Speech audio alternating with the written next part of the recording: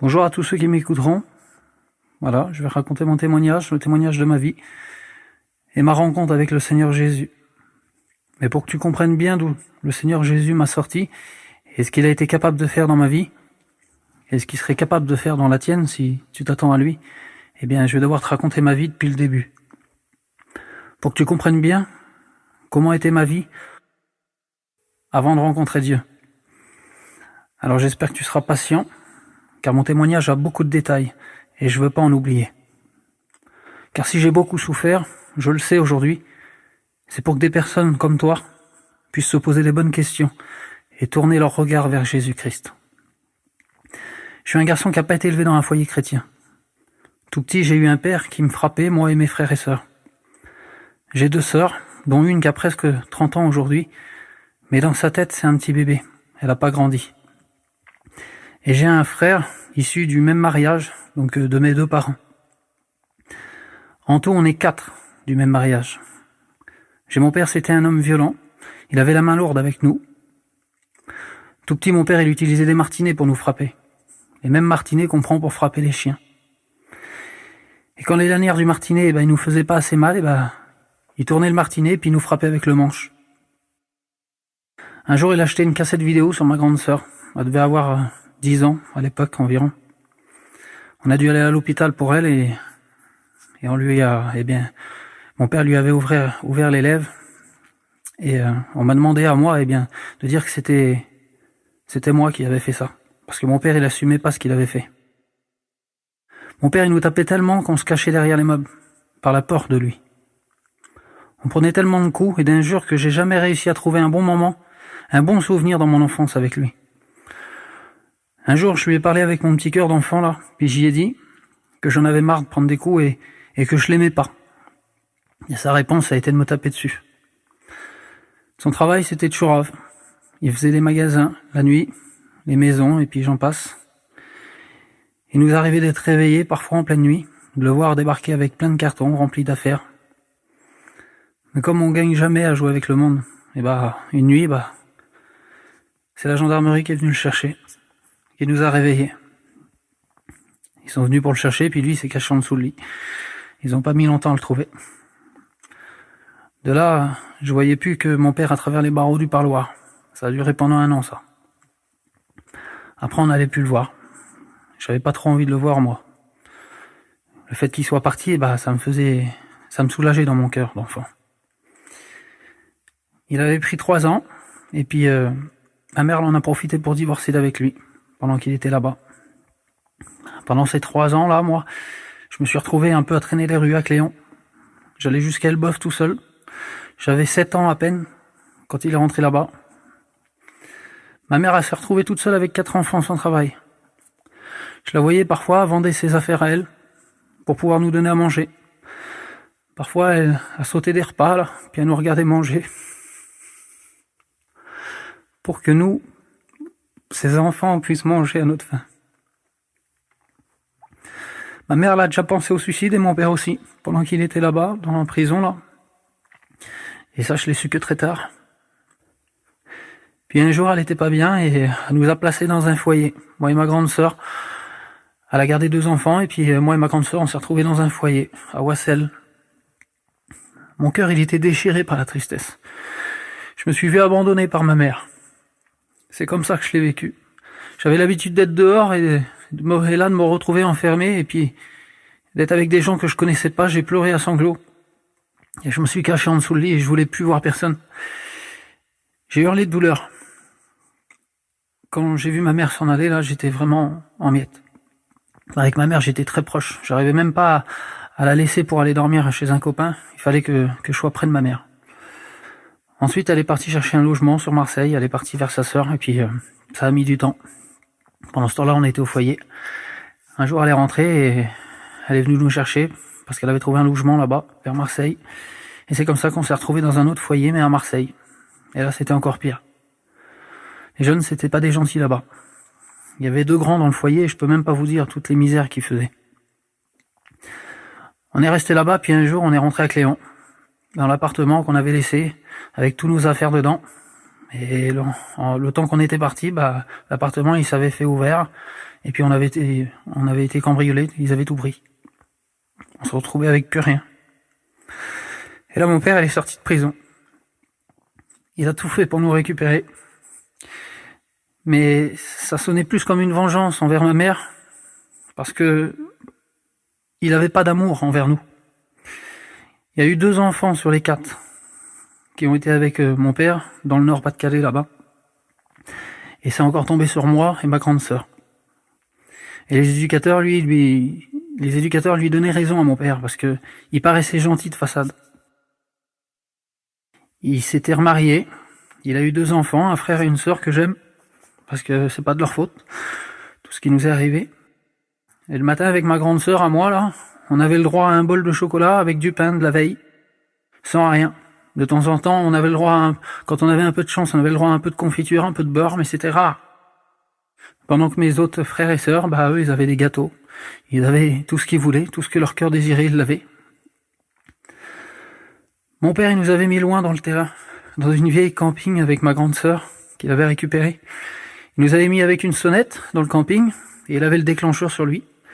Et quand il avait besoin, il nous sonnait. Et on avait intérêt de courir. Parfois, il nous sonnait juste pour retourner ses souliers à lui devant le camping, parce qu'ils étaient pas dans le bon sens. On passait l'hiver sans chauffage. On avait des petites couettes en coton. Il faisait tellement froid l'hiver qu'on se mettait en boule en dessous les couettes. Pendant que lui, il avait son chauffage dans le camping, Seigneur. Notre respiration, elle faisait de la buée sur les fenêtres le matin. Par la froid qu'il faisait, les gouttes d'eau, ils étaient gelées. Moi, l'amour d'un père, je peux pas dire que j'ai su ce que c'était avant de rencontrer le Seigneur. J'avais 9 ans et je prenais des coups comme pas possible. Il nous a empêchés pendant tout ce temps-là, il nous a empêchés de voir notre mère et notre petite sœur et mon petit frère pendant ces 7 ans. Et parfois, il nous narguait. L'été, il passait devant chez ma mère et puis on n'avait pas le droit d'aller la voir. On mourait dans notre cœur pour la croiser. Des fois, je m'imaginais la voir au coin d'une rue, là, et courir vers elle. J'ai été insulté par mon père. J'ai été rabaissé, humilié. Il m'a craché dessus, plusieurs fois. Il me mettait des claques en nous disant « Approche-toi ». Plus près, qu'il disait. Il nous disait « Tends ta joue. Si je te loupe, t'en reprends une autre ». Et nous, on tremblait parce qu'on savait. On savait ce qu'il allait faire. Et on savait la douleur qu'on allait avoir. Les claques qu'il nous mettait, c'était des claques qu'on aurait pu mettre à un homme. Parfois, on en tombait par terre. Seigneur, comment c'est possible de voir ton enfant, ton petit bébé, de le regarder et de déchaîner sa colère sur lui. À la fin, je lui souhaitais la mort à mon père. Des fois, il nous punissait, il nous mettait face à un mur, là, les 2 bras tendus, jusqu'à ce qu'on ait des crampes et qu'on baisse les bras. Il s'asseyait derrière nous, puis il nous regardait. Et quand nos bras, ils s'abaissaient, il nous les faisait relever en nous mettant des coups. Et comme avec le temps, ça devenait plus facile pour nous, il nous mettait des poids dans les mains. Des conserves ou des vases, peu importe ce qu'il trouvait. Parfois, il nous les scotchait aux mains. Plusieurs fois, il nous a frappés avec des manches à balai, moi et ma sœur. On prenait des coups jusqu'à ce qu'il nous brise les manches sur nous. Ça nous laissait des empreintes boursouflées sur la peau. À l'âge de 11 ans, là, j'étais tellement mal que j'étais dans le petit jardin qu'il avait, mon père, là. C'est là où il stockait sa ferraille. Et j'ai pris un câble électrique qu'il avait là. J'ai fait un nœud coulissant et je l'ai accroché à une branche d'un arbre. Je suis monté sur une caisse, j'ai passé le câble autour de ma tête. J'ai attendu un peu puis je l'ai enlevé le câble, parce que j'ai eu peur. Et je vous le dis en vérité, j'ai pas eu peur de la mort, parce qu'à cet âge-là, je savais pas c'était quoi moi la mort.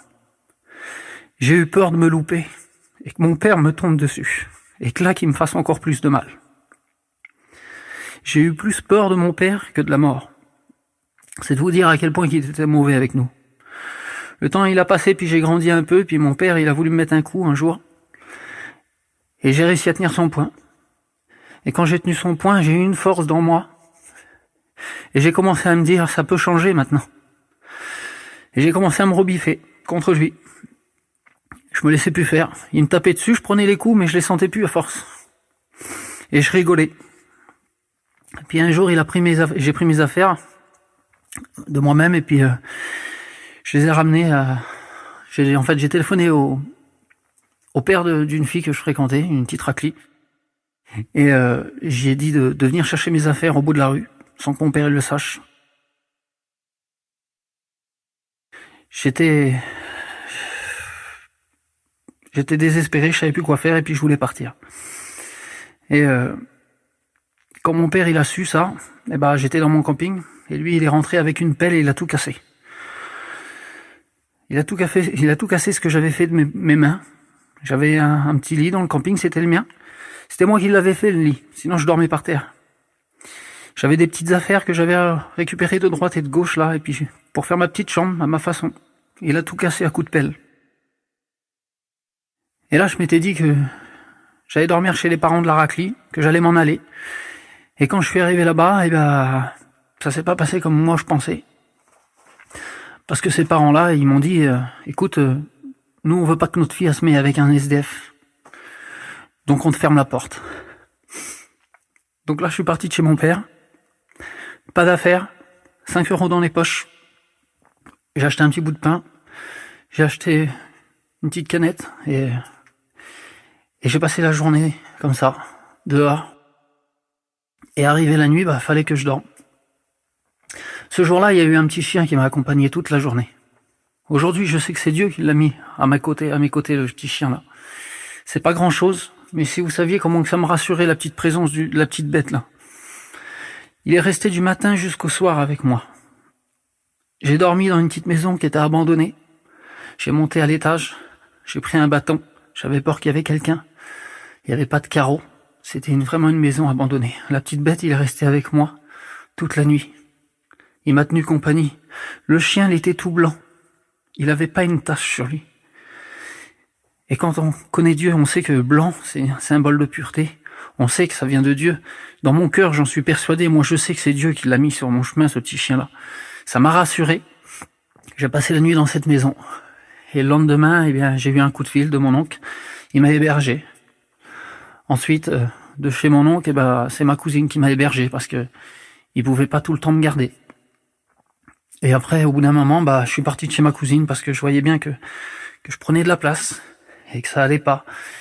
Et j'ai été hébergé donc dans un foyer vers des gadgets. Ils m'ont tendu la main, ils m'ont aidé. De là, ma sœur s'est mariée entre-temps. Elle m'a accepté chez elle. Et après, j'ai repris contact avec ma mère. Au début, je voulais pas trop prendre contact avec ma mère parce que mon père m'avait dit tellement de choses sur ma mère. Et quand j'étais petit, c'était des paroles qui résonnaient dans ma tête. Il disait, ta mère, elle t'a abandonné. Ta mère, elle est comme ci, elle est comme ça. Et à force, j'ai fini par le croire. Donc au début, je voulais plus la voir. Mais quand j'ai su que ma sœur avait repris contact avec, j'ai commencé à essayer de renouer le contact moi aussi. Donc je suis venu en Normandie. J'ai pris mes 2 petits sacs, j'ai pris le train avec toutes les petites affaires que j'avais. J'avais pas grand chose, mais ça tenait dans 2 sacs. Et je suis parti en Normandie. De là, j'ai rencontré ma femme. Je me suis marié, j'ai eu 2 enfants. Mes beaux-parents, ils m'ont passé leur terrain qu'ils avaient acheté. J'avais tout pour être bien. Mais il me manquait quelque chose dans mon cœur. Mon cœur, il était détruit. J'avais plus rien de bon dans mon cœur. J'arrivais plus à dormir la nuit. J'étais rongé par l'angoisse. Vous savez, on dit souvent que Dieu existe. Nous, les chrétiens, on vous le dit.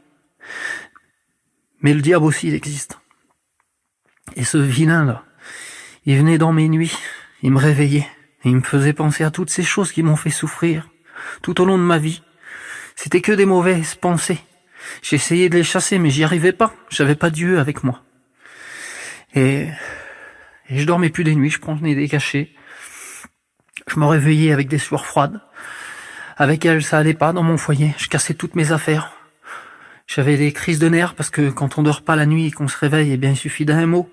Quand on est mal luné pour s'énerver. Je me réfugiais dans l'alcool. Je rentrais dans les soirées. Je regardais tout le monde et puis c'était devenu un plaisir pour moi de boire. Et je me disais, dans ma tête, intérieurement, je me disais, et dire que je vais tous les coucher. Et le lendemain, c'était comme un jeu. Le lendemain, il y en avait qu'un, c'était moi. Mais j'étais détruit en vrai. Je me réfugiais dans l'alcool pour avoir un moment de paix. J'ai essayé l'alcool, j'ai essayé la drogue. Et j'avais ce petit instant de paix où j'oubliais tout. Ma tête, elle était vide, mon cœur aussi. J'étais un zombie. Mais vous savez, dans le monde, on peut noyer ses soucis, mais ils reviennent tout le temps. Ça dure qu'un temps. Et à la fin, j'étais tellement en bas de l'échelle que je voulais me tuer. Je voulais en finir. Je disais à ma femme, je vais me tuer, ça va aller comme ça.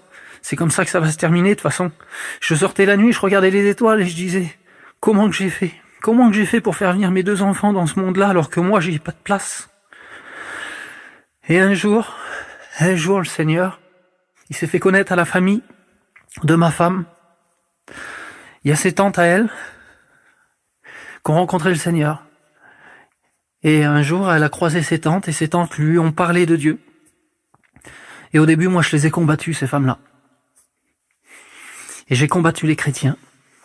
Il avait donné une Bible, j'ai pris la Bible, j'ai dit que j'allais la brûler. Je l'ai pas brûlée, je l'ai mis de côté. Et j'ai voulu la lire. Mais j'ai voulu la lire pas dans un bon sentiment. Quand j'ai voulu la lire, c'était pour contredire les chrétiens. Je lisais la Bible et je contredisais les chrétiens, moi.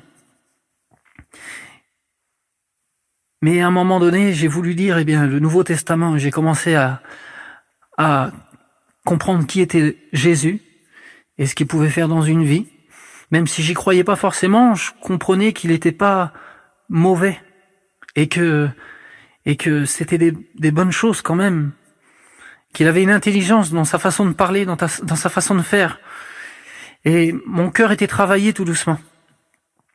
Et un jour où j'étais vraiment au plus bas, je dis à ma femme, écoute, on va prendre le camping, tu vas prendre l'auto, et puis je vais prendre le camion, puis on va aller rejoindre ta famille là-bas en mission. Parce que de toute façon, je le sais moi, que le diable il existe. Donc maintenant, je vais savoir s'il y a du bien qui existe. De là, on a pris les petits à son cousin pour y ramener en même temps parce qu'il était sur la mission. Donc ils ont monté dans l'auto. Et vous savez, quand on se rapproche de Dieu, le diable se déchaîne sur nous. Lui, son but, c'est de nous éloigner de la vérité. Alors dès qu'il voit qu'il y a une brèche pour nous apporter la vérité, lui, il essaye de la refermer à tout prix. Mais les chrétiens, ils m'avaient prévenu de ça. J'ai fait 250 km avec la voiture, le moteur, il a cassé. J'ai abandonné l'auto sur le côté, je dis comment qu'on va faire? Et je dis, prends les petits, tu les montes dans le camping, et je dis, on va faire toute la route comme ça. J'ai plus de place devant le camping, devant le camion, j'avais plus de place, donc j'avais pas le choix. Et je dis, on va y aller. On va aller là-bas. Parce que ce qui m'arrive là, les chrétiens m'avaient prévenu. Et je dis, si vraiment le diable, il essaye de m'empêcher d'aller là-bas, même s'il faut que j'y vais à pied, j'irai là-bas. On a fait 1060 km pour les rejoindre. Ça a été le parcours du combattant. Le camion, il a chauffé. On n'a pas arrêté de s'arrêter sur le côté parce que le camion, on avait l'impression qu'il allait prendre feu. Ça faisait de la fumée sous le tableau de bord. À peine arrivé là-bas, à 30 km de notre distance, on avait fait toute la route, l'embrayage, il a cassé. Il y a eu plein de misère pour nous empêcher d'aller là-bas. Les chrétiens sont venus. On a pu arriver à destination. De là, il y a eu quelques réunions de fête. Quelques réunions auxquelles j'ai participé. Je commençais à prier tout doucement. Je commençais à demander des choses à Dieu. Et au bout de la 3e réunion, je me suis humilié. J'ai commencé à baisser la tête et puis à dire « Seigneur, si vraiment tu existes, si vraiment tout ce que ces gens-là m'ont dit c'est vrai, je dis Seigneur, je veux que tu me donnes la renaissance. Je veux que tu changes mon homme intérieur, parce qu'à l'intérieur de moi, c'est mort. » La réunion a continué et puis il y a eu quelques cantiques, quelques témoignages. Et à un moment donné, j'ai senti l'amour de Dieu entrer dans mon cœur. Je vais vous expliquer comment je l'ai ressenti. C'est comme si tout s'avait effacé autour de moi. Et je voyais plus rien, j'entendais plus rien. Je sentais un amour rentrer dans mon cœur. Un amour que de toute ma vie, j'ai pas ressenti ça. Dieu a été capable de me faire ressentir l'amour qu'il avait pour moi. On peut dire à une personne qu'on l'aime, mais on peut pas lui faire ressentir vraiment ce qu'on a dans notre cœur. Le Seigneur, lui, il peut le faire, ça. Il m'a fait ressentir son amour. Et son amour, il était si puissant. Vous savez, la parole de Dieu, elle dit qu'un homme ne peut contenir l'amour de Dieu. Tellement son amour est insondable. J'en ai fait l'expérience ce jour-là. Il me remplissait d'amour et au bout d'un moment, j'étais obligé de dire stop. Tellement que j'avais l'impression que le cœur, il allait exploser. Et pendant qu'il me remplissait d'amour, je sentais tout ce que j'avais emmagasiné pendant toutes ces années. L'angoisse, la colère, la haine, toutes ces choses-là qui me faisaient du mal, qui disparaissaient. Je les sentais vraiment partir de moi. Et je sentais l'amour de Dieu prendre place dans mon cœur. Et j'entendais sa voix, Seigneur. J'entendais sa voix qui me disait, tu vois, tout ce qu'il disait, c'était vrai. Et là, l'Esprit de Dieu est parti de moi. J'étais sur ma chaise. J'avais qu'une hâte, c'était que la réunion se termine pour aller voir ma femme et lui dire. Je pleurais comme un petit enfant qui venait de rencontrer son père. Dieu m'a donné en 5 minutes de temps plus d'amour que j'en ai eu dans toute ma vie. Je me suis levé, j'ai été voir ma femme, en pleurs devant tout le monde. J'avais plus honte de rien. Et je dis, ma femme, je dis, tu vois, je dis, le Seigneur dont on nous a parlé, je dis, je l'ai rencontré sur ma chaise aujourd'hui. Il a bouleversé ma vie. Moi qui fumais, j'ai plus besoin de fumer. Du jour au lendemain, à l'instant près où je l'ai rencontré, le lendemain, il y a eu une petite fête, un petit arrosage vers les chrétiens. Un anniversaire ou quelque chose comme ça pour un petit enfant, je crois. Ils avaient fait une petite soupe de champagne. Moi, je pouvais pas boire un verre sans me rouler par terre. Il fallait que je vais jusqu'au bout de la chose. Pour moi, boire un verre, c'était inutile. J'ai bu un verre. Il y a un oncle à elle qui est venu vers moi. Il est inconverti. Et il aime bien boire. Il m'a mis un coup de coude, il m'a dit, viens, on va rechercher un deuxième. Je l'ai regardé. J'ai tourné ma tête vers lui, puis j'ai regardé mon verre. Et je l'ai re-regardé. Et je dis non. J'en ai plus besoin. J'ai pris mon verre, je l'ai vidé. Le Seigneur, il m'a mis une paix dans mon cœur qui a effacé toutes mes tristesses, toutes ces choses que j'avais avant, là. Si vous voulez, il m'a donné quelque chose que j'ai plus besoin d'aller vers l'alcool ou d'aller vers la cigarette ou d'aller vers les drogues ou quoi que ce soit. Le Seigneur dit dans sa parole qu'il nous donne sa paix, mais il la donne pas comme le monde nous la donne. Dans le monde, j'avais besoin de boire, ça durait quelques instants, j'avais la paix quelques instants et le lendemain, c'était les angoisses qui venaient sur moi. Le Seigneur, il donne sa paix. On est heureux pour un oui, pour un non. Aujourd'hui, le bonheur pour moi, là, c'est tout simple. Une petite table, ma femme, mes enfants, je suis heureux. Je sors dehors, je regarde un arbre, là, le vent qui souffle dans ses feuilles, et je suis heureux. Je me contente de rien, et je suis heureux. Voilà ce qu'il peut faire le Seigneur dans un cœur. Après, j'ai reparlé à mon père. J'ai pardonné à mon père, parce que Dieu met tellement d'amour dans un cœur qu'on peut pardonner à tout le monde. Mon père, il est venu aux réunions. Il a encore un peu le cœur dur, mais je sais qu'un jour, Dieu va faire son œuvre en lui. À toi qui écoutes mon témoignage, que le Seigneur puisse intervenir dans ta vie, que tu puisses lui ouvrir ton cœur, faire quelques petites expériences, c'est pas grand-chose. Demandez, vous recevrez, dit la parole de Dieu. Demande-lui d'intervenir dans ta vie. Et ne crois pas que c'est la fin. Parce que bien souvent, quand on a des tonnes de problèmes qui nous tombent dessus, on se dit, je pourrais plus sortir de cette misère. C'est trop pour moi. Je vais en finir. Mais tu sais, le Seigneur, il peut rebâtir sur les ruines. Et c'est ce qu'il a fait dans ma vie. Et moi, je suis pas mieux que toi. Alors je sais qu'il peut le faire aussi dans ta vie. Qu'il peut œuvrer dans ta vie et la changer. Voilà, que Dieu te bénisse. J'espère que mon témoignage t'aura béni. Amen.